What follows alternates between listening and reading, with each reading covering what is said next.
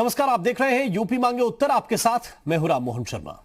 अक्सर आपने नेताओं को भाषण में यह कहते हुए जरूर सुना होगा कि हम जाति धर्म की सियासत नहीं करते, मुद्दों पर बात करते हैं। लेकिन क्या वाकई चुनाव में ऐसा होता है? जाति और धर्म की तिकड़म के बिना पार्टियां सत्ता के घुमावदार रास्ते को सीधा क्या बना पाती हैं? यूपी की सियासत में तो कम से कम ऐसा बिल्कुल नहीं लगता। और दबी जुबान से ही सही, नेताजी के बयान वक्त वक्त पर इस बात की तस्दीक भी कर देते हैं। अब समाजवादी पार्टी के पूर्व मंत्री हाजी फरीद महफूज किदवई की नजर सपा की परफॉर्मेंस पर कम और ओवैसी पर ज्यादा लगी हुई है। उन्हें यह डर है कि यूपी में ओवैसी कहीं मुस्लिम वोटों का खेल न बिगाड़ दें। आज चर्चा इसी मुद्दे पर करेंगे कि यूपी में ओवैसी की आहट से विरोधियों में इतनी घबराहट क्यों है और मुस्लिम वोट के नाम पर कितनी उठापटक आखिर चल रही है। अपने खास पैनल के साथ चर्चा को शुरू करेंगे, लेकिन उससे पहले एक रिपोर्ट आपको दिखाते हैं।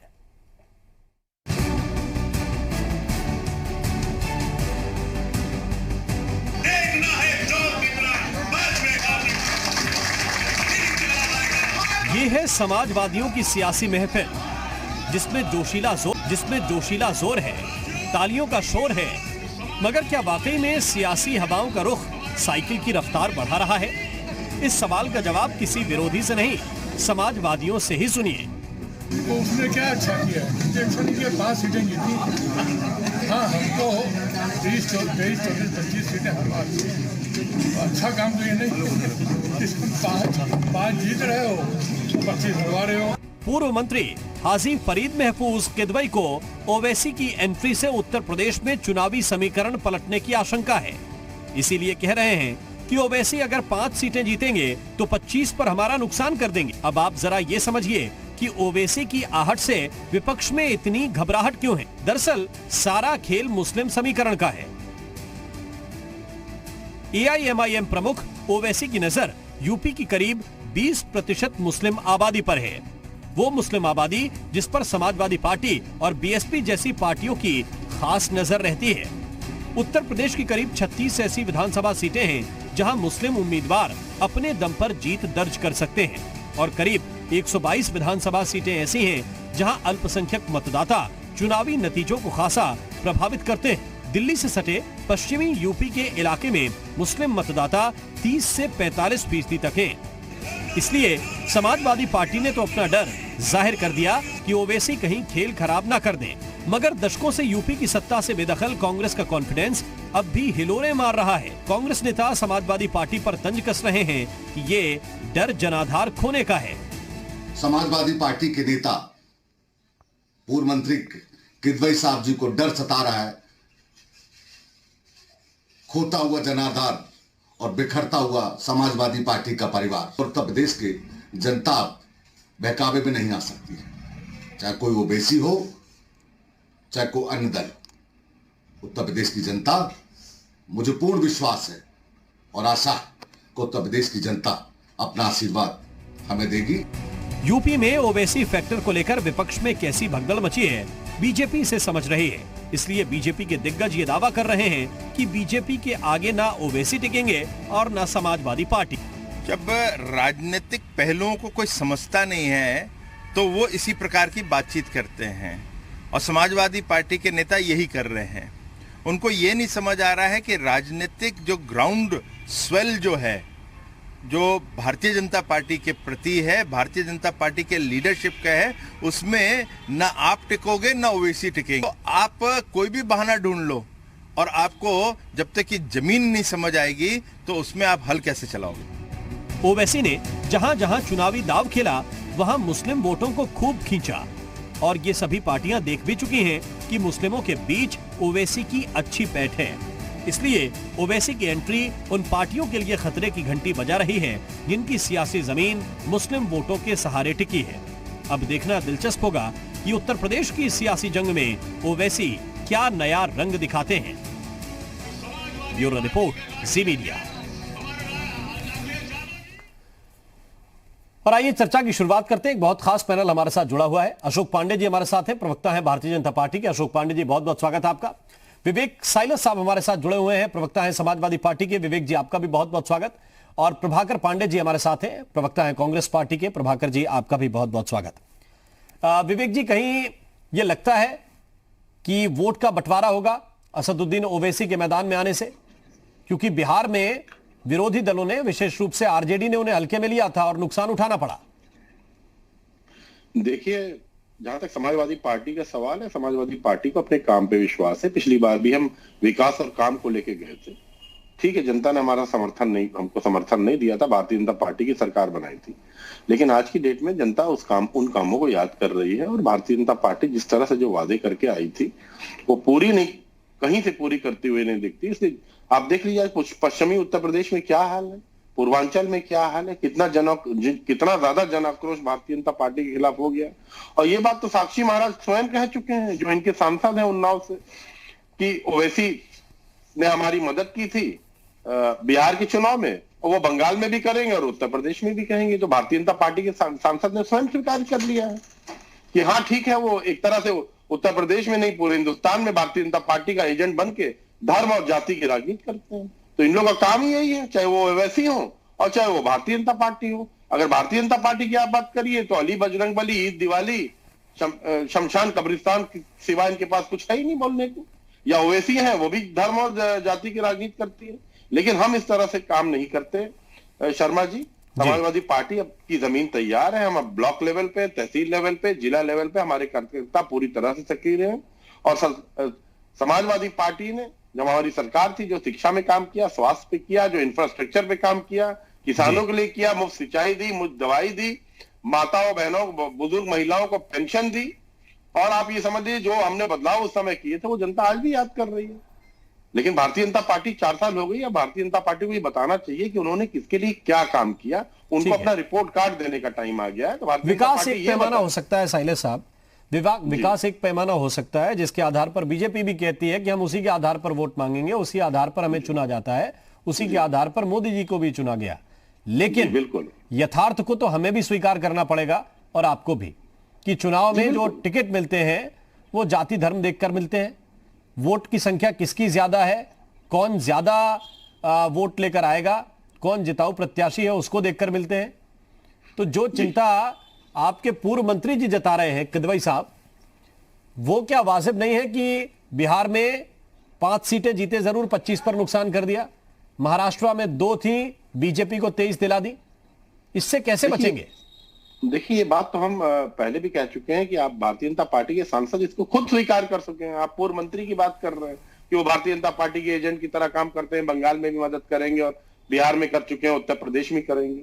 लेकिन देखिए, आज इस तरह की राजनीति से, धर्म और जाति की राजनीति से उत्तर प्रदेश में देश की जनता ऊब चुकी है। चाहे वो किसान हो, महिलाएं हो, किस तरह से महिलाओं पर बलात्कार चल रहे हैं। आज छात्र कितने डिग्री लेके बेरोजगार होकर सड़कों पे घूम रहे हैं, सब देख रहे हैं। व्यापारियों की क्या हाल है, आत्महत्या कर रहे हैं, काम धंधा बंद है, मजदूरों का क्या हाल है, उत्तर प्रदेश में कानून व्यवस्था का क्या हाल है, उत्तर प्रदेश में स्वास्थ्य का क्या हाल है, शिक्षा का क्या हाल है, जनता देख रही है।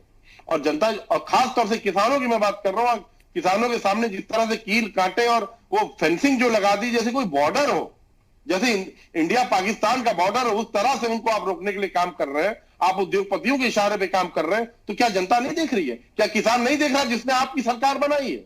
आप पे विश्वास किया था, ये सिला आपने उसको दिया।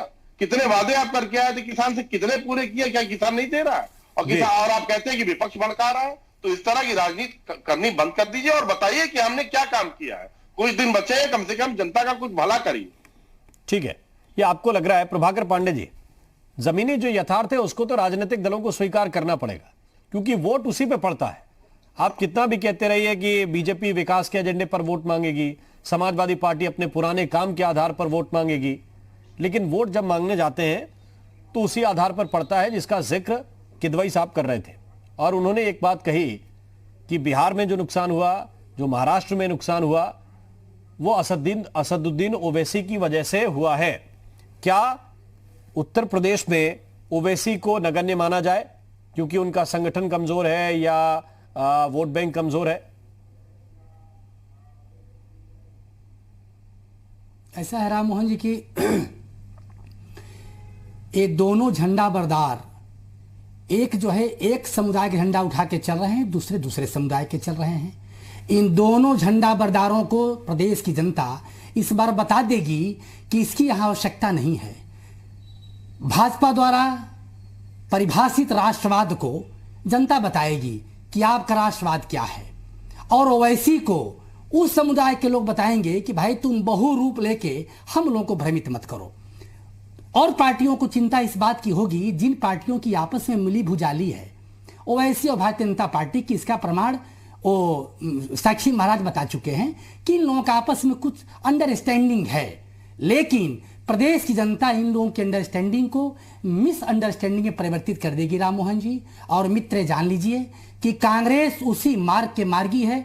भारतीय जनता पार्टी विवेकानंद का नाम जरूर लेती है, लेकिन उनकी आचरण, उनकी मर्यादा से इसको कोई लेना नहीं है। विवेकानंद ने कहा कि अगर भारतवर्ष में राष्ट्रवाद को पहचानना हो, राष्ट्रवाद को जानना हो, राष्ट्रवाद को समझना हो और राष्ट्रवाद को परिभाषित करना हो, अनुभव करना हो, तो हिंदुओं की आध्यात्मिकता और मुसलमानों का बंधुत्व है। ये दोनों, ये राष्ट्र के लिए धरोहर हैं, राष्ट्र के लिए थाती हैं और राष्ट्र के उद्भव में सहयोगी हैं।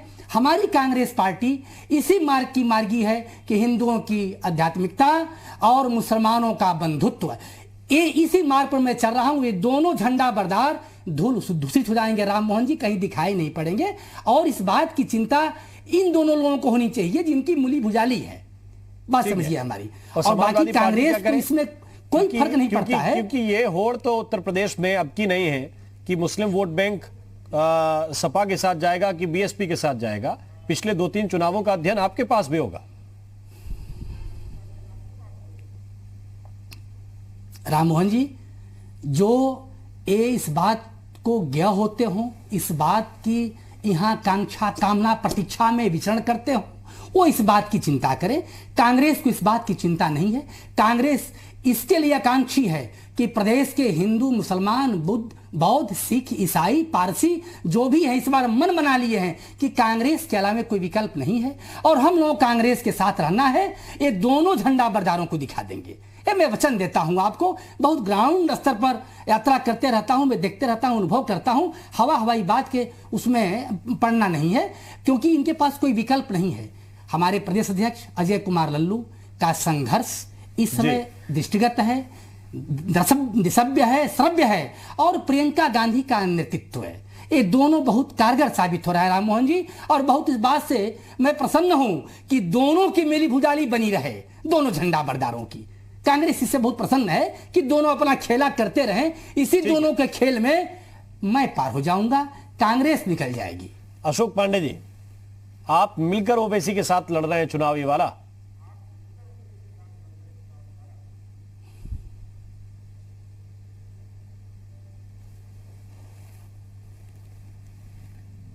आवाज आपकी नहीं आ पा रही। अशोक पांडे जी, आपकी आवाज हमें नहीं मिल पा रही। मैं लौटकर आपके पास वापस आऊंगा। डिस्टर्ब पांडे जी डिस्टर्ब हो गए ना, पांडे जी मरमाहत हो गए।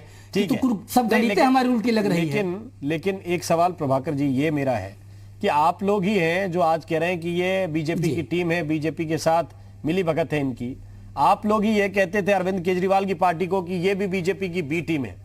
उन्होंने ना ए टीम रहने दी ना बी टीम रहने दी, वो पूर्ण बहुमत के साथ 0 पे कांग्रेस को पटक दिया, 2-4 पे बीजेपी को ले आए। अच्छा, तो नए प्लेयर्स को क्या इसी दलील के आधार पर खारिज कर देना?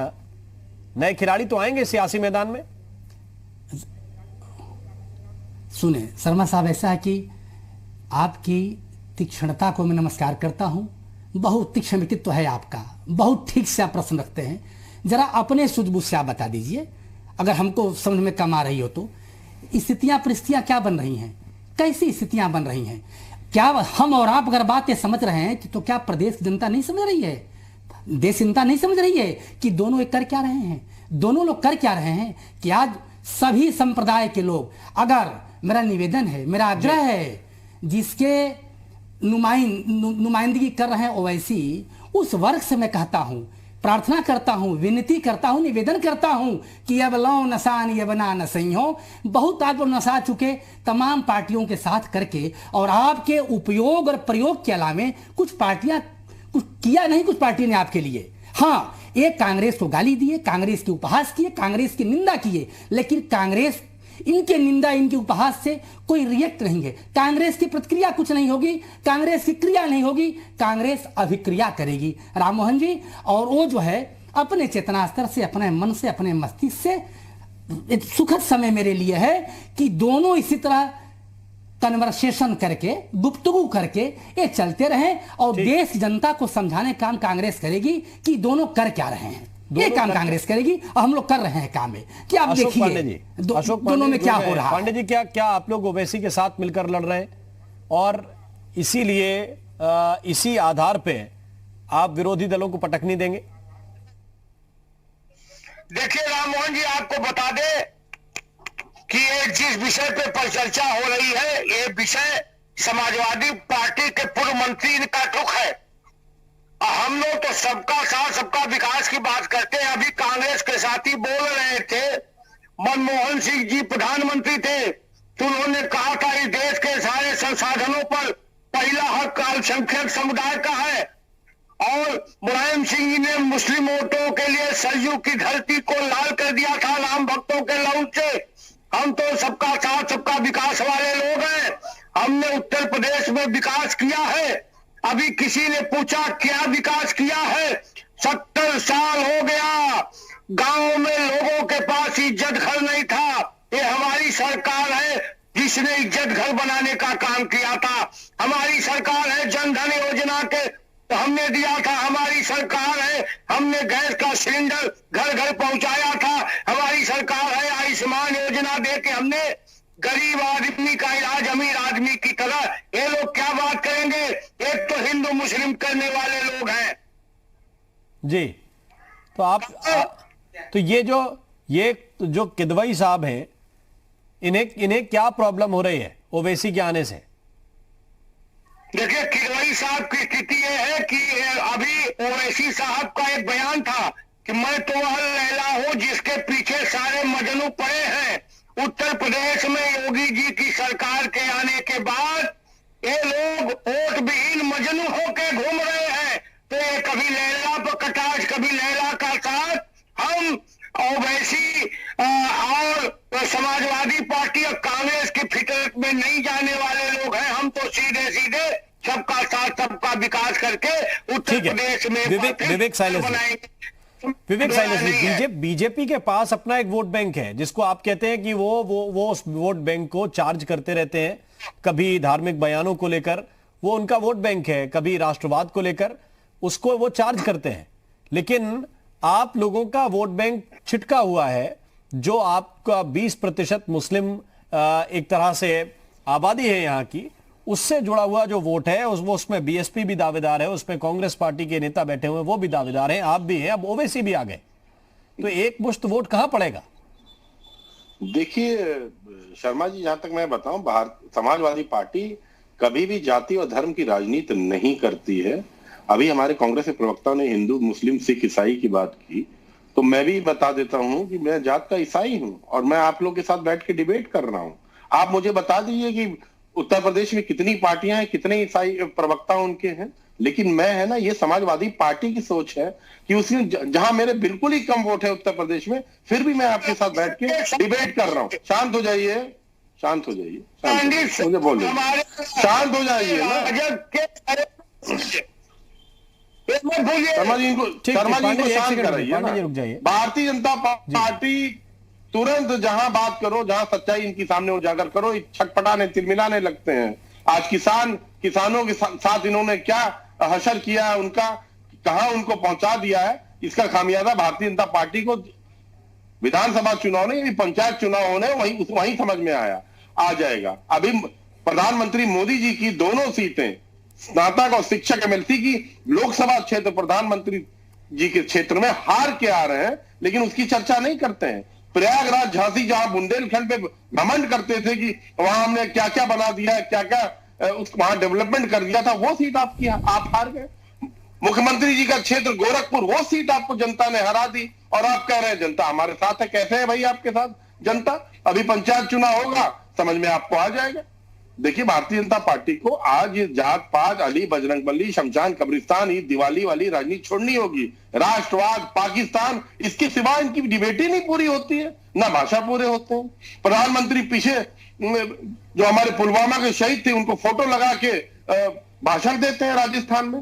वो तो पता नहीं कैसे चुनाव आयोग ने उस पर रोक लगा दी कि नहीं तो वो जो शहीद है उनके नाम पे वोट मारते हैं, लाशों पे राजनीति करने वाले, शमशान घाटों में दलाली खाने वाले उद्योगपतियों के दलाल बैठ के जो आज किसानों का जो हाल कर दिया, इन्होंने बुरा हाल कर दिया, वो क्या उत्तर प्रदेश नहीं पूरी देश की जनता देख रही है। आज भारतीय जनता पार्टी को किसानों पे बात करनी चाहिए, महिला सुरक्षा पे बात करनी चाहिए, बेरोजगार छात्रों पे बात करना चाहिए जो डिग्री लेके घूम रहे हैं। समाजवादी पार्टी का तो एक ही उसूल है, हार हो या जीत, विकास को लेके हम चले हैं, आगे भी चलते रहेंगे, व्यापारियों की समस्या को लेकर चलते रहेंगे, मजदूरों की समस्याओं को लेकर चलते रहेंगे। आते हैं तो बात तो सब पे होती है, लेकिन किस पर ज्यादा हो रही है, किस पर आखिर ज्यादा हो रही है, देश यह और महत्वपूर्ण तरक्की कैसे है। करेगा?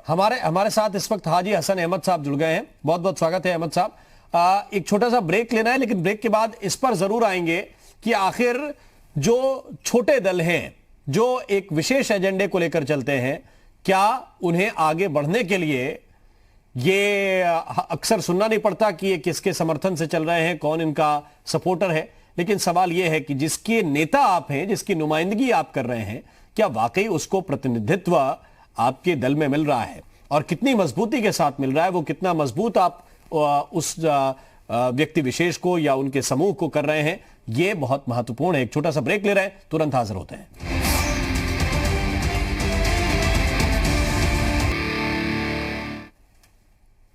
ब्रेक के बाद स्वागत है आपका। चर्चा इसी बात को लेकर कर रहे हैं कि असदुद्दीन ओवैसी की पार्टी AIMIM ने जब से यह कहा कि वो चुनाव लड़ेंगे उत्तर प्रदेश में, दमदारी के साथ लड़ेंगे, तब से थोड़ी सी कठिनाई में विरोधी दिख रहे हैं और इसका सबब क्या है, यही समझने की कोशिश कर रहे हैं। हाजी हसन अहमद साहब, मेरा प्रश्न आपसे है और प्रश्न बहुत सीधा यह है कि मुस्लिमों की रहनुमाई कौन करेगा, यह जाहिर बात है कि उन्हें ही तय करना है। उनका नेता कौन होगा ये उन्हें ही तय करना है और उसका आधार क्या होगा ये भी उन्हें ही तय करना है। अभी तक जितनी भी पार्टियों के लिए आप लोगों ने वोट किया है, क्या उन्होंने जो आप लोगों को लौट कर दिया उससे आप संतुष्ट हैं?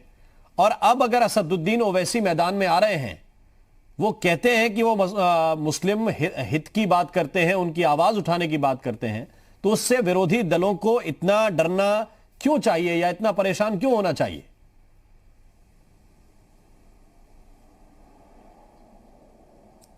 देखिए, असदुद्दीन ओवैसी साहब की जहां तक बात है, IM की एंट्री उत्तर प्रदेश में हो रही है तो उनके पास संवैधानिक अधिकार है, वो कहीं भी चुनाव लड़ सकते हैं। लेकिन जिन विरोधी की आप बात कर रहे हैं, जिनको परेशानी हो रही है, जिन्होंने वक्तव्य दिया है, वो पहले भी कुछ अजीब बातें कह चुके हैं। वो ये भी कह चुके हैं कि PM मोदी साहब बहुत अच्छे काम करके प्रधानमंत्री बने हैं और इसी तरह अखिलेश यादव भी अच्छे काम करेंगे और प्रधानमंत्री बनेंगे। तो हिंदुस्तान का बच्चा बच्चा जानता है कि हमारे प्रधानमंत्री जी RSS से जुड़े हुए एक अच्छे कैडर रहे हैं, RSS के लिए बहुत ही दमदारी के साथ काम किया उन्हीं ने और उसके बाद प्रधानमंत्री की कुर्सी तक पहुंचे हैं। तो शायद किदवई साहब ये बताना चाह रहे हैं कि भविष्य में उनके मुखिया भी RSS के कैडर होके उसके लिए RSS के लिए काम करके उसी तरह प्रधानमंत्री बनेंगे। तो ये उनकी अपनी परेशानी है, शायद ये उनकी अपनी परेशानी है। रही बात ये कि IM चुनाव लड़े, इनको मुसलमानों के वोट तो चाहिए लेकिन क़यादत मुस्लिम नहीं चाहिए। इनको डर क़यादत से लग रहा है कि कोई कायद, कोई लीडर ऐसा ना दमदार पैदा हो जाए। देखिए, आपने देखा कि समाजवादी में आजम खान साहब थे, क्या हुआ उनके साथ? पार्टी कितनी देर तक, कब तक उनके साथ खड़ी दिखाई दी? कहीं नहीं दिखाई दी। सबको पता है, वो खुद नाराज, उनकी पत्नी, उनके बच्चों के साथ क्या हुआ, लेकिन पार्टी चुपचाप बैठी रही कि भाई उनकी प्रॉब्लम है। तो इनको मुसलमानों के वोट तो चाहिए, दबे कुचले लोगों के वोट चाहिए, लेकिन उनका लीडर नहीं चाहिए, उनकी पार्टी चाहिए, उनके नेता नहीं चाहिए। भाई, अभी बहुत सी पार्टियां ऐसी हैं जो निर्वाचन आयोग में रजिस्टर्ड हैं, हो सकता है वो भी ऐलान कर दे, वो भी चुनाव लड़े, उनका हक है। आप अपना काम बताइए, आप अपना मोटिव बताइए कि हम ये करेंगे तो लोग आपके साथ जुड़ेंगे। ये कौन सा डर है कि बिहार में ये किया, महाराष्ट्र में ये किया, यहां ये करेंगे? जी, जो अधिकार संविधान दे रहा है आप उसमें भी तो डकैती ना डालिए, फिर आप किस बात का रोना रो रहे हैं? ठीक है। और ये विवेक साइला साहब, प्रश्न बहुत सीधा है कि जिसका जो संवैधानिक अधिकार है वो तो करेगा, आप उस पर किसी का भी टैग लगा दें, जो जिसके हक की बात करेगा वो वोट उसकी तरफ जाएगा। उसको कोई रोकेगा नहीं। आप किसान की आवाज उठाएंगे, किसान आपकी तरफ आएगा। आप मुस्लिम की आवाज उठाएंगे, मुस्लिम आपकी तरफ आएगा। जो जिसकी तरफदारी करेगा वो उसके पीछे चलेगा। देखिए, उत्तर प्रदेश की जनता, मैं पहले भी बता चुका हूं शर्मा जी, कि अब जात पात की राजनीति से बाहर आई है, और ये बड़ा अच्छे संकेत है। बहुत अच्छी बात है कि जनता जागरूक हो रही है और जात पात की राजनीति से बाहर आ रही है। आज जनता को विकास चाहिए, स्वास्थ्य सेवा चाहिए, महंगी शिक्षा से निजात चाहिए, युवा बेरोजगारों को रोजगार चाहिए। आज भ्रष्टाचार किस चरम पे पहुंच गया उत्तर प्रदेश नहीं पूरे देश में, महिलाओं पे किस तरह से अत्याचार हो रहे हैं, बलात्कार हो रहे हैं, ये सब मुद्दे होने चाहिए देश और प्रदेश के लिए। बनस्पत की जात पात की राजनीति बिल्कुल बंद होनी चाहिए देश से। समाजवादी पार्टी इस पे विश्वास नहीं करती है। हम अगर आते हैं तो जनता अगर हमको आशीर्वाद देती है तो हम इन मुद्दों को लेकर आएंगे, शिक्षा को, कानून व्यवस्था को लेकर आएंगे, स्वास्थ्य को लेकर आएंगे, लॉ एंड ऑर्डर को लेकर आएंगे, बिल्कुल आएंगे और आना भी चाहिए। हम जनता के सामने इन मुद्दों को लेकर जाना चाहते हैं। बनस्पत ये अली बजरंग बली और ईद दिवाली वाली राजनीति समाजवादी पार्टी नहीं करना चाहती। नहीं, लेकिन एक दल के नहीं करने से क्या होता है? आप ये कह जरूर रहे हैं, लेकिन जिस मैदान में आप खेलेंगे वहां तो ये होगा और होना है, तो आप उसमें कहां तक बचकर रह पाएंगे? देखिए, जहां तक समाजवादी पार्टी का सवाल, और दल क्या करते हैं, भारतीय जनता पार्टी क्या करती है, कांग्रेस क्या करती है, या बहुजन समाज पार्टी क्या करती है, या ओवैसी साहब खुद क्या करते हैं, वो समझे। हम जिम्मेदार हैं कि हम क्या करते हैं, हम किन मुद्दों को लेकर जा रहे हैं, हम किन मुद्दों को लेकर जनता के बीच में जा रहे हैं, हम किन समस्याओं को जनता के लिए। हमारा सीधा सीधा फंडा है समाजवादी पार्टी का कि हम जनहित से जुड़े हुए मुद्दे, जनता की भलाई के जो है मुद्दे, और जो इस समय भारतीय जनता पार्टी ने जिस तरह से प्रदेश को चरा रही है, जिस तरह से आज पूरे प्रदेश में नहीं पूरे देश में हाहाकार मचा हुआ है, वो जो अपने वादों को वो पूरा नहीं कर पाए, उनको लेके भारतीय जनता पार्टी के खिलाफ समाजवादी पार्टी, और जो किसान भाई है हमारे, जिन्होंने पूरे देश नहीं प्रदेश हर जगह की सरकार बनाई है, जिन्होंने भारतीय जनता पार्टी को शीर्ष पे पहुंचाया है, आज उनके साथ किस तरह से हो रही समाजवादी पार्टी उनके पीछे पहले भी थी, आज भी है और कल भी रहेगी। ठीक है, लेकिन हाजी हसन अहमद साहब, मैं फिर आपके पास इस सवाल के साथ आता हूं कि जो छोटे दल हैं उन्हें कहीं से तो शुरुआत करनी पड़ेगी। अभी बिहार में अगर बूस्ट मिला असदुद्दीन ओवैसी को, जनता ने उनका सपोर्ट किया, वहां भी आप यही कह रहे थे जो विरोधी दल थे कि ये बीजेपी की बी टीम है और बीजेपी की सपोर्ट से काम करते हैं और बीजेपी के लिए काम करते हैं, लेकिन वहां भी आरजेडी को नुकसान हुआ और असदुद्दीन ओवैसी वहां से सीटें लेकर निकले जहां पर मुकाबला सीधा सीधा आरजेडी वर्सेस बीजेपी जेडीयू माना जा रहा था। तो कुछ लोग तो हैं जो असदुद्दीन ओवैसी को लाइक करते हैं, उनकी स्टाइल ऑफ फंक्शनिंग को लाइक करते हैं, जैसे कुछ लोग ऐसे हैं जो योगी आदित्यनाथ और नरेंद्र मोदी को लाइक करते हैं। तो जो लोग उन्हें पसंद करते हैं तो उन्हें यह अधिकार है कि वो अपनी फॉलोइंग को आगे बढ़ाएं और उत्तर प्रदेश में आकर चुनाव लड़ें। हां, यह बात जरूर है कि उत्तर प्रदेश में माहौल खराब नहीं होना चाहिए किसी भी स्थिति में, और इससे असदुद्दीन ओवैसी कैसे बचेंगे, यह चुनौती है।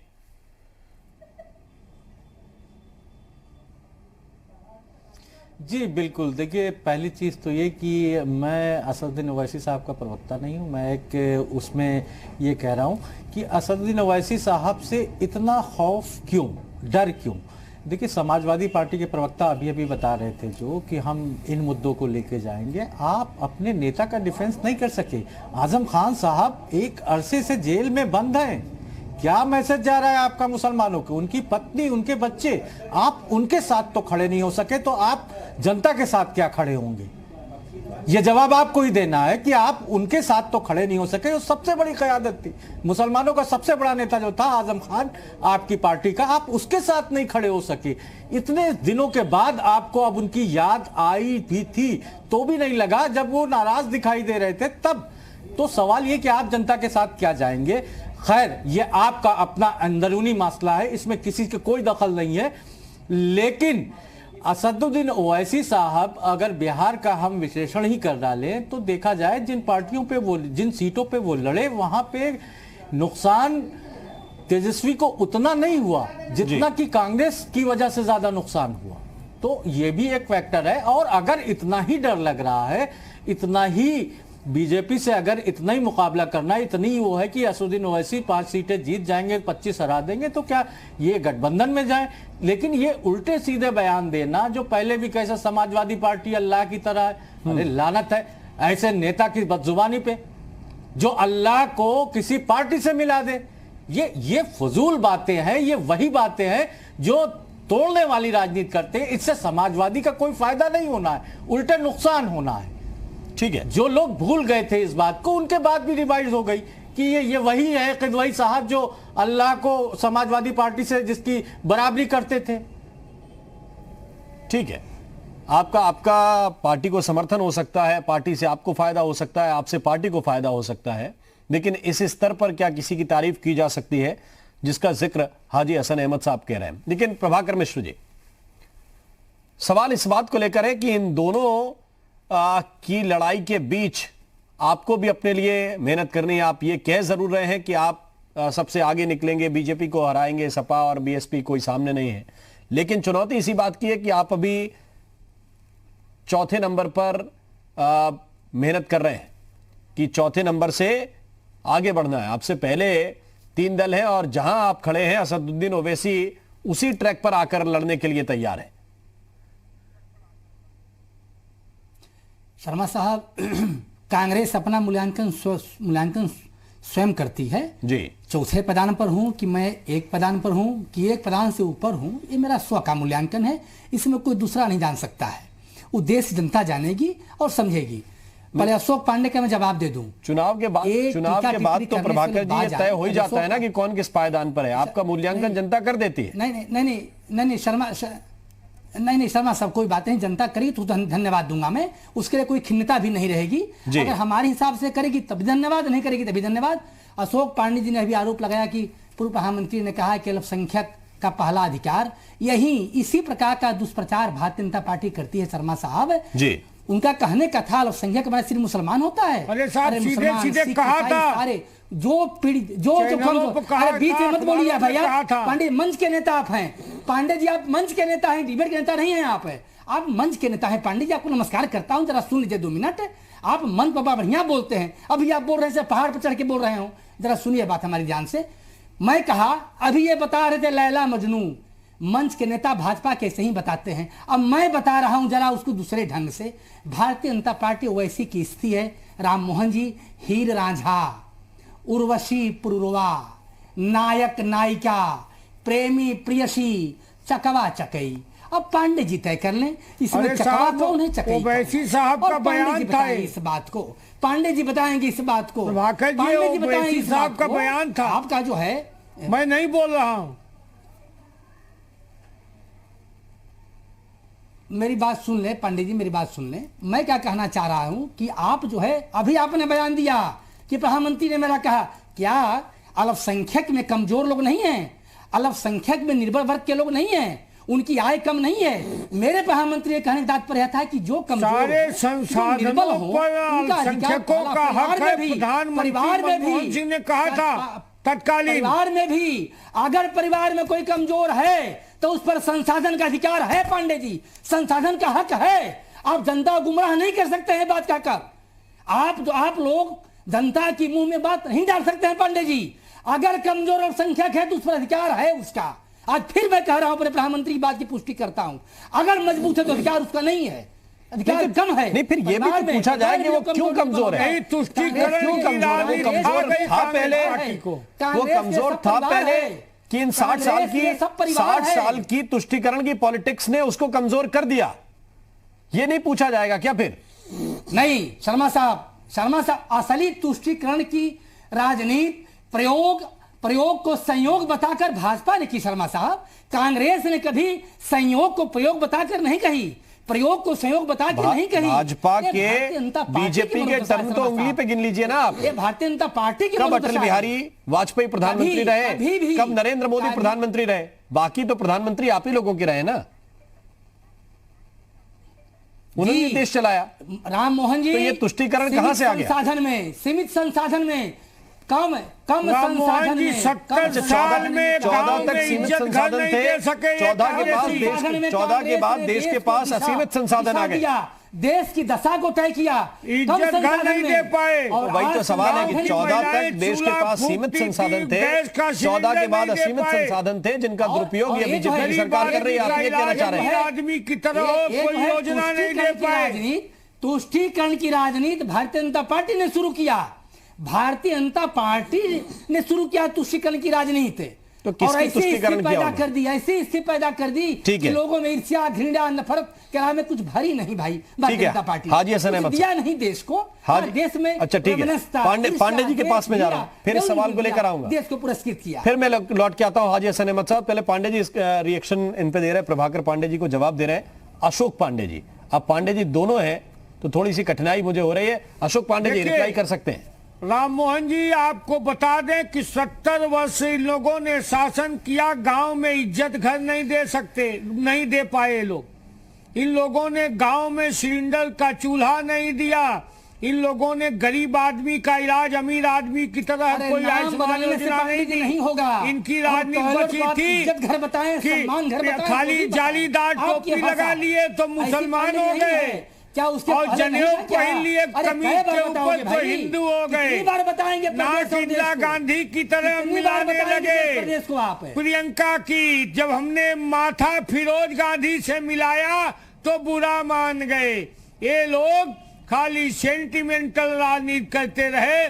पहली बार मुंह की खाए हैं क्योंकि पांडे जी, जनता जितना खड़ी हो पवित्र गई ब्राह्मण आप नरेंद्र भी भाई नहीं मोदी हैं। के नेतृत्व जितना में। पवित्र ब्राह्मण ये प्रियंका हिंदू और राहुल हैं। मुसलमान करने वाले आप लोग अभी ब्राह्मण उतने एक्सपोज हो गए उच्च स्तरीय हैं। नहीं है। कांग्रेस जितना ब्राह्मण तो पार्टी प्रियंका का राहुल का इसीलिए है। 1000 वोट मैं विधानसभा प्रभाषित कर में दूंगा। पाती है मैं प्रमाण दे क्योंकि दूंगा। जनता जानती उतने- है ये उतने उच्च कोटि नौटंकीबाज के ब्राह्मण लोग अभी नहीं हैं। है। वो शिखरता अभी अभी प्राप्त नहीं की है। समाजवादी पार्टी तो राहुल के और प्रियंका साथी ने बोल प्राप्त किया रहे है। थे उत्तर तो प्रदेश कहीं में बात कर राजनीति लीजिए का आप। अपराधीकरण समाजवादी पार्टी ने किया। समाजवादी पार्टी ने उत्तर प्रदेश में जी, जो ठीक स्थिति है। लाया था, राम गोपाल, शिवपाल, चंद्रपाल, मैं उसको- मुलायम यादव, इसके अलावा इन मैं उस लोगों पे ने लौट क्या के किया? आता हूं लेकिन ये भी अपने आप में प्रभाकर पांडे जी कह रहे हैं कि ब्राह्मण है, ब्राह्मण में शर्मा कौन साहब, उच्च कोटि का जवाब दे ब्राह्मण दो। है, जी, दो। कौन उनसे छोटा ब्राह्मण है। कम से कम इतना जवाब बांटने दे की दूं आवश्यकता इनको तो नहीं है। नहीं, जवाब दे दूं। कोई जवाब दे दूं इतना शर्मा बांटने की साहब। आवश्यकता अगर नहीं है। एक जो ब्राह्मण है वो कहता ब्राह्मण ही रहने दो। प्रियंका राहुल को अव्वल अगर एक तो ब्राह्मण उसकी कहता जाति है खत्म प्रियंका करने की राहुल बात हो को रही है कि जनेऊ पहन के ब्राह्मण बन गए कि भैया अरे कहने ब्राह्मण वाले में बनिया में से ठाकुर में उच्च भेद कोटि क्यों के कर रहे हो? उच्च कोटि के कमीज उनको ब्राह्मण। एक साथ ऊपर जनरल जमीन कैटेगरी में डाल दिया, इतना जनेऊ पर्याप्त पहन है। के, हाँ। कमीज के क्यों ऊपर क्यों जनेऊ उन्होंने कहा पहन जनेऊ के। पहनने की बात? जनेऊ पहनने की फिरोज बात क्यों गांधी कहा का इन्होंने? पोता क्या जनेऊ पहनने का कभी अधिकार हिंदू इन्हीं को है? बनता है, अशोक पांडे कभी को है? मुसलमान जनेऊ बनता पहनने का है, अधिकार राहुल दुर्भाग्यजनक प्रियंका को नहीं, सबको है। क्यों जनेऊ का नाम क्यों लिया नहीं इन्होंने? है? सबको अधिकार है, लेकिन जिस विषय पे हम लौट के आते हैं हाजी हसन अहमद साहब, हाजी हसन अहमद साहब, इतना वर्गीकरण चीजों का होगा तो कठिनाई हो जाएगी। लेकिन बात पुष्टिकरण पे हो रही थी, अल्पसंख्यक की बात अल्पसंख्यक की हो रही थी कि भैया अगर 60 साल में आप ये कह रहे हैं कि हमने उनके वोट का दुरुपयोग नहीं किया, वो अभी भी उतना ही कमजोर है। ये बात होने लगी जितना कमजोर वो था और उस पर पहला संसाधन पे हक है, तो इतना कमजोर क्यों रहने दिया? आपको वोट तो दिया उसने, आपको वोट तो दिया उसने। जिस वर्ग ने आपको वोट दिया उस वर्ग को आपने कमजोर रहने दिया और बता रहे हैं कि सीमित संसाधन थे। अरे भाई हाजी हसन अहमद साहब, वाली भारतीय जनता पार्टी क्या बताएगी? और फिरोज हाजी हसन गांधी अहमद साहब, का बस ठीक है। पोता, फिरोज गांधी का पोता कभी जी, जी। हिंदू बनता है, कभी मुसलमान भारतवर्ष की बनता है, जो कभी बड़ी इंसान नहीं पार्टियां बनता। जो एक सत्ता पक्ष में है और जो पूर्व में सत्ता करके आई है लंबे पीरियड भारतीय जनता तक, पार्टी वो में दोनों भारतीय जनता पार्टी को देश किस धिक्कारता कोटि नहीं। का ब्राह्मण है, लाखों किसान चर्चा हो रही थी नहीं रोकते। के अधिकार की। यही ठीक है। बड़प्पन आपके ये अंदर है नहीं इनकी असलियत। यही बड़प्पन आपके अंदर ये- नहीं है भारतीय ये- जनता पार्टी के पास, यही उदारता नहीं है। ठीक हाजी हसन अहमद साहब बोलिए। देखिए यहाँ पे बात हो रही थी अल्पसंख्यक के कैसे किस तरह से रेस में पिछड़ गए और यहाँ बात होने लगी कौन किस कोटि का ब्राह्मण है। तो सबसे बड़ी बात यह कि राजनीति में राजनेता और पार्टियां सिवाय अपने हित के कुछ भी नहीं देखती। भाई अगर अल्पसंख्यकों का यहाँ के संसाधनों पर पहला हक था, पूर्व पीएम ने कहा था, तो सच्चर कमेटी, रंगनाथ मिश्रा कमेटी की सिफारिशें लागू क्यों नहीं की गई? आपने जो दिशा दी थी उसको वर्तमान सरकार उसी दिशा में चल रही है और हमारे वर्तमान के पीएम कहते हैं कि हमारे अल्पसंख्यक भाइयों की, मुस्लिमों की हालत दलितों से बदतर है। लेकिन क्या किया? और रही बात कि आप कह रहे टोपी लगा के मुसलमान हो गए, जनेऊ पहन के हिंदू हो गए, इसके अलावा आपको कोई बात आती ही नहीं। आप ये क्यों नहीं कह रहे कि आप तो सबका साथ, सबका विकास, सबके विश्वास की बात करने वाले लोग, ये कैसी टोपी, कैसा जनेऊ, ये किस दिशा में लेके जा रहे हैं आप? क्या दिखाना चाह रहे हैं, क्या समझाना चाह रहे हैं? तो आप सब एक तरह से हैं। क्या प्रयास किया आपको? आप तो हमारे प्रधानमंत्री कहते थे हमें आधी आबादी का समर्थन हासिल है, 3 तलाक बिल इसलिए लेके आए, मुस्लिम बहनों ने हमारा साथ दिया। क्या किया आपने उनके लिए? कौन सी उनकी बेहतर स्थिति करने के लिए क्या कदम उठाए बता दीजिए। एक दूसरे पत्रोप लगा के आपने 5 साल पूरे कर लिए, फिर आ रही है दूसरा ट्रम्प से शुरू हो गया, उसमें भी आप यही कर रहे हैं। तो कहां ले जाना चाहते हैं आप? तो यानी आपको किसी के हित से कोई मतलब नहीं है, आपकी पार्टी सत्ता में बनी रहे, सिर्फ यही मतलब है। और ये क्या मुस्लिम बहनों के लिए तलाक को हलाक कर दिया। दुनिया के किसी भी देश में तलाक कानून नहीं था। क्या तलाक से रोटी मिलती है? क्या तलाक से स्वास्थ्य मिलता है? क्या तलाक से स्वास्थ्य मिलता है? क्या तलाक से घर मिलता है? क्या तलाक से रोजगार मिलता है? क्या बात कर रहे हैं आप? कोई नहीं करेगा। क्या किया? तलाक दिलवाने का अधिकार दिला दिया कि तलाक कैसे होगा? क्या तलाक दिलवाने के लिए आपको लेके आए थे सत्ता में? को हलाक क्या तलाक के लिए आपको लेके आए थे? को हमने तलाक से आप बचाएंगे? ठीक है, एक सेकंड। स्वास्थ्य कहाँ गया? रोजगार कहाँ गया? शिक्षा कहाँ गई? मुस्लिम भाइयों बहनों के लिए दिया है। शिक्षा कहाँ गई? रोजगार कौन कह रहा है? बिल्कुल गलत कह रहे हैं आप। सऊदी अरब में ये था, ईरान में ये था, इराक में ये था, जॉर्डन में ये था। किस दुनिया में रहते हैं आप? कौन सी दुनिया की बात कर रहे हैं? पाकिस्तान में नहीं था। पहले ज्ञान हाजी हसन अहमद साहब नहीं था। वो कौन वो नियम बनने के बाद, वो कानून बनने के बाद कितनी कठिनाई आ गई आपको? पाकिस्तान तीसरा पहाड़ा तो आप मैं हमेशा ये कहता आया हूं, तब भी जब भी चर्चा हो रही थी, और अब विरोध जितना ज्यादा करते हैं उतना ज्यादा मुद्दा गर्म लगता है। वो कानून बन गया, कितने नुकसान में है मुस्लिम कम्युनिटी? कोई बड़ा भारी नुकसान हो गया क्या? नहीं, कोई नुकसान नहीं हुआ। नहीं है। आधी आबादी के लिए क्या किया? अल्पसंख्यकों का अधिकार नहीं है। ये देखिए तलाक कर रहे हैं। वर्तमान के पीएम कह दे अल्पसंख्यकों का कोई अधिकार नहीं है, कह दिया। क्यों नहीं अधिकार? पूर्व पीएम ने कहा था पहला जितना हमारा अधिकार उतना आपका अधिकार। बिल्कुल नहीं। लड़ाई सिर्फ इसी बात की है, जितना हमारा अधिकार उतना आपका अधिकार। लड़ाई सिर्फ इसी बात की है हम हिंदू कि क्यों किसी को यह कहा जाए कि सिर्फ आपका अधिकार है या सिर्फ मेरा अधिकार है, ये नहीं चलेगा। साहिला साहब, बात हो रही है अल्पसंख्यकों के अधिकार की। साहिला साहब, एक आखिरी कमेंट, एक आखिरी कमेंट देखिए आपकी। जब लोग पैदल चल के आ रहे थे, एक आखिरी कमेंट, अगर लगता है कि वोट बैंक दाएं बाएं हो सकता है तो क्यों नहीं बातचीत करते? कोरोना काल आपके राष्ट्रीय अध्यक्ष असदुद्दीन ओवैसी से भाई पिछले चुनाव भी उन्होंने मायावती के साथ मिलकर लड़ा, उससे पहला वाला राहुल गांधी के साथ मिलकर लड़ा। जख्मों को मत खुरे दिए, वो देखा गया। ठीक। साहिला साहब, एक आखिरी कमेंट, समय बहुत सीमित है मेरे पास। मास्क भी नहीं था राजधानी में। क्यों नहीं बात करते असदुद्दीन ओवैसी से? फिर से बोले। मैं ये कह रहा हूं, पिछला चुनाव आपने मायावती के साथ मिलकर लड़ा, उससे पहले वाला राहुल गांधी के साथ मिलकर लड़ा, तो असदुद्दीन ओवैसी को साथ नहीं लाया जा सकता क्या? जी बिल्कुल नहीं, हम कहीं दूर दूर तक कोई संभावना नहीं बनती। हमको देखिए अपने काम पे विश्वास है, अपने नेता पे विश्वास है, उत्तर प्रदेश की जनता पे विश्वास है। और जहां तक भारतीय जनता पार्टी की बात है, सत्ता बनाने के लिए कभी ये पत्थरबाजों को मासूम बता देते हैं। अगर कश्मीर में इनको सरकार बनानी होती है, गौ माता के लिए कहते हैं, गौ को माता कहते हैं। गोवा में मुख्यमंत्री कहते हैं कि नए साल पे बीफ का मीट, मतलब गाय का गोश्त की कमी नहीं आने देंगे गोवा में। नॉर्थ ईस्ट में जहां इनकी सरकार है, वहां कहते हैं कि गौ मांस को बेचो। हिंदुस्तान सबसे बड़ा एक्सपोर्टर हो गया पूरी दुनिया में गौ मांस का मोदी जी की सरकार में। तो ये अपने हिसाब से बदलते रहते हैं और शमशान की दलाली खाते हैं और भ्रष्टाचार कहते हैं हमारी सरकार में है ही नहीं। तो भारतीय जनता पार्टी को कहीं ना कहीं अपने चरित्र का भी आकलन करते हुए जनता के बीच में जाना पड़ेगा। चलिए, बहुत बहुत शुक्रिया, बहुत बहुत धन्यवाद आप सभी मेहमानों का हमारे साथ इस चर्चा में जुड़ने के लिए। बड़ी बात यही है कि आप कहिए कुछ भी, लेकिन जमीन पर जब उतरेंगे तो आपको स्थानीय सामाजिक हालात देखने पड़ते हैं और उसके आधार पर फैसले लेने पड़ते हैं। क्या असदुद्दीन ओवैसी समाजवादी पार्टी, बीएसपी, कांग्रेस पर भारी पड़ेंगे, उन्हें कई सीटों पर नुकसान पहुंचाएंगे? ये जरूर देखना होगा। यूपी मांगे उत्तर में अभी के लिए बस इतना ही। नमस्कार।